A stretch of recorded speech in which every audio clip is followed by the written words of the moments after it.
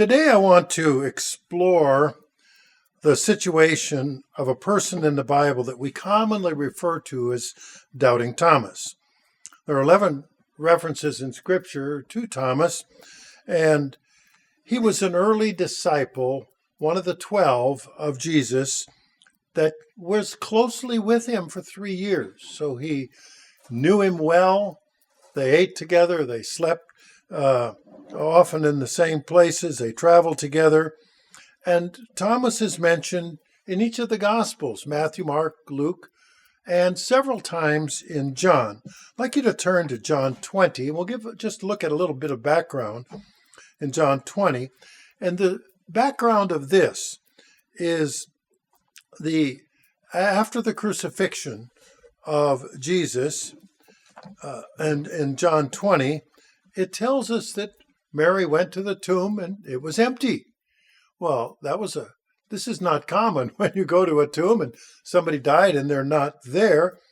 And so she found that nobody had taken him out. And if we read on in John 20, we come to, of course, Jesus then met Mary in the garden,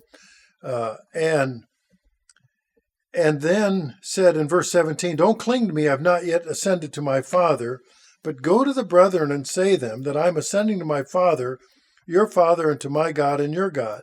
In other words, tell the disciples that I've risen and I'll be gone for a bit.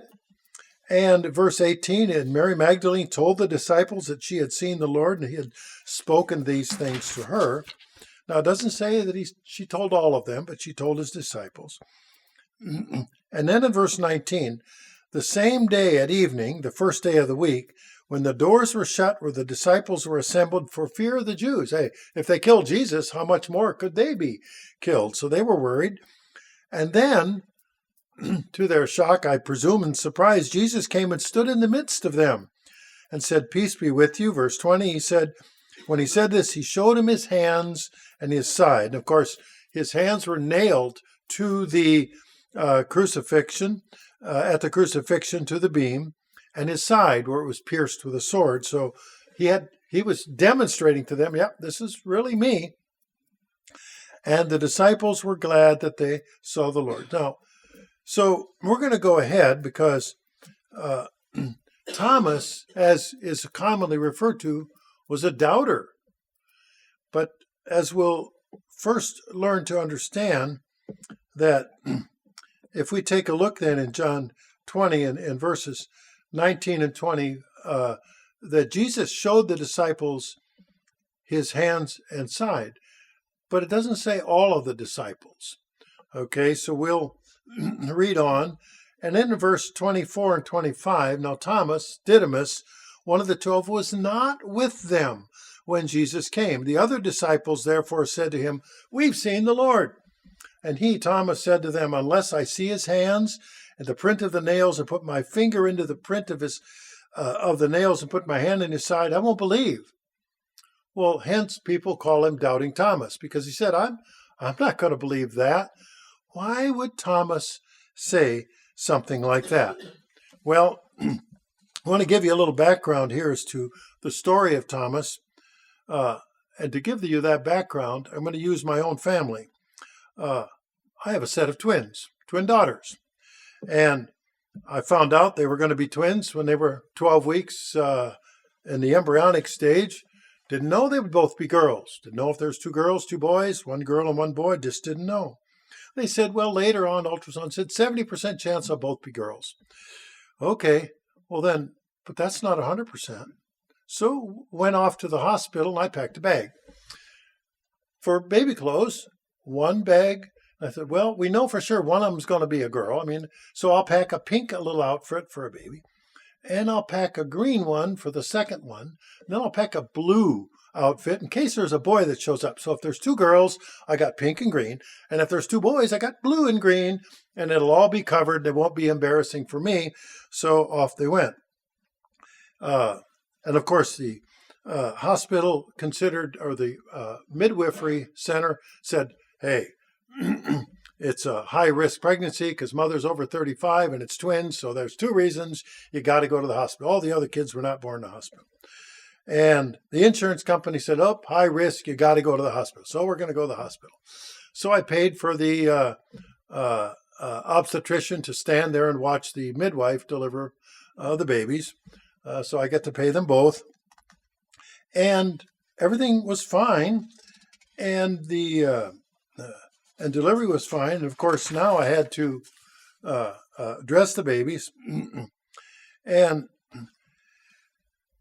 so they're twins and they looked identical. So I said, well, what we'll do is we'll always dress one of them in pink, something pink, and the other one any other color but pink. So that ought to help, right? Because you don't want to mix them up. Otherwise, who's going to know right off the bat? I mean, it's good.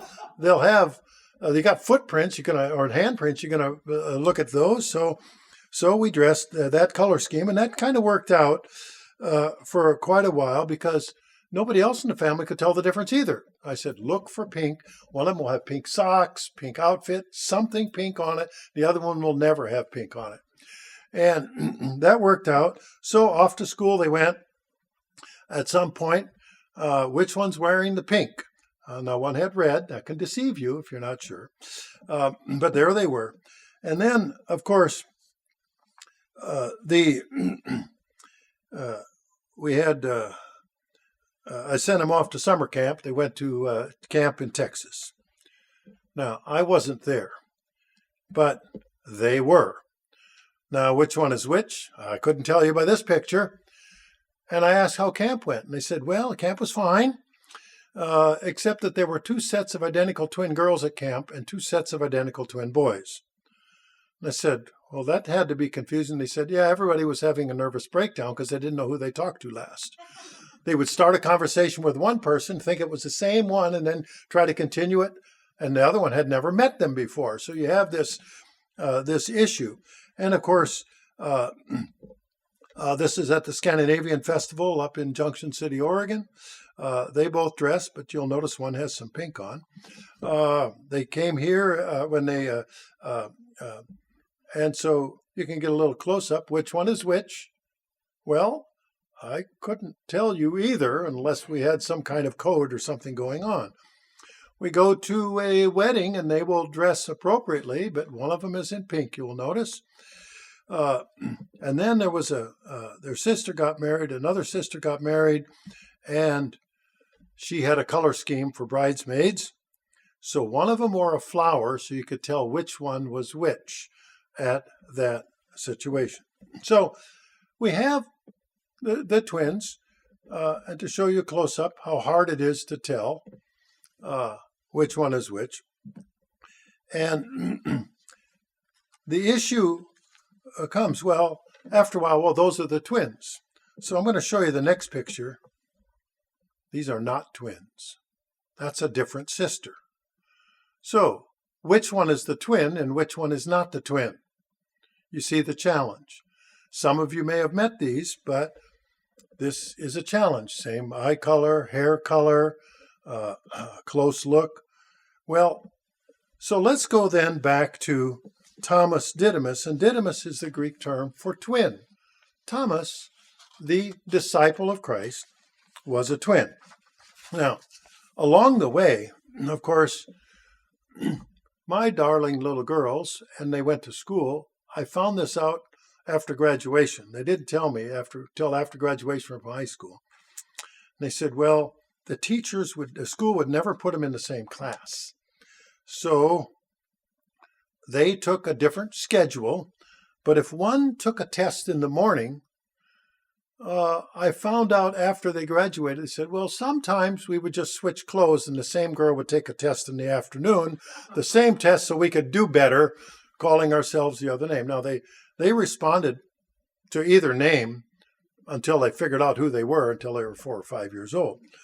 But they could pull a fast one, riding down the highway on a road trip, and I'm sitting with one girl and teenager in the front, and we're chatting away, and we made a rest stop. Then we jump in the car and keep going, and I continued the conversation, and I got this strange look. Dad, you know we switched places, right? And I said, well, how am I supposed to know it? Well, we're wearing different shoes. I guess I wasn't watching those details. So it was a challenge at that point as to which one was really which. And you'd think that somebody that was close would really know them. Now, Thomas spent 3 years with Jesus. You'd think he would know him, right? But Thomas, the word Didymus means twin. Thomas himself was a twin. And what was he? He was there in Luke 21, verse 8. He was there when when Jesus said, take heed that you not be deceived. For many will come in my name saying, I am he. The time is drawn near. Please do not go after them. In other words, the deceivers. Don't be deceived. Thomas was there. He heard Jesus say that, warning him to don't be deceived. Thomas was there in Matthew 24:24, when Jesus said, false Christs and false prophets will rise and show great signs and wonders to deceive, if possible, the very elect. Who's the very elect? Well, I would suggest that the 12 disciples were the very elect that traveled with Jesus for 3 years. They would know him very well, so it's possible even they could be deceived. But Jesus continually warned them about being deception. The Apostle Paul wrote in 2 Timothy 3:13 that deception isn't going to stop. It's going to keep on going, right in as he speaks there in the end times. But evil men and impostors will grow worse and worse, deceiving and being deceived. Well, we've seen that throughout time where people have claimed to be the incarnate Jesus or a Messiah of some sort in various religions over the years. But let's go back to John 20, where we left off in John chapter 20. And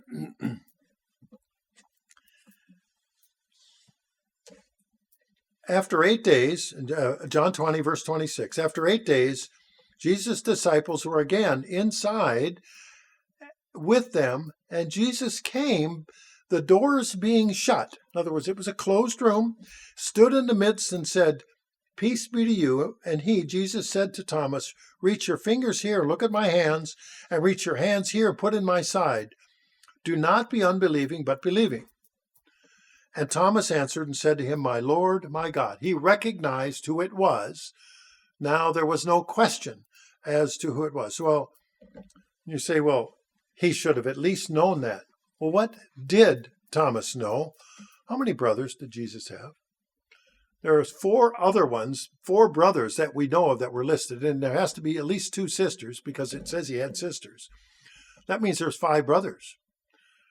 That means there's likely a family resemblance when we take a look at the family.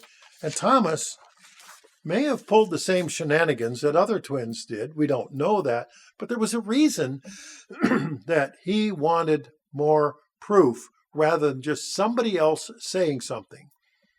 Mary Magdalene told the other disciples, and then Jesus showed his proof with his hands and his side. Thomas wasn't there. So Thomas said, until I have that same experience, I'm not ready to believe. And then Thomas had the experience. So verse 29 in John 20, Jesus said, Thomas, because you've seen me and have believed, blessed are those who have not seen and yet not believed. Who's Jesus talking about?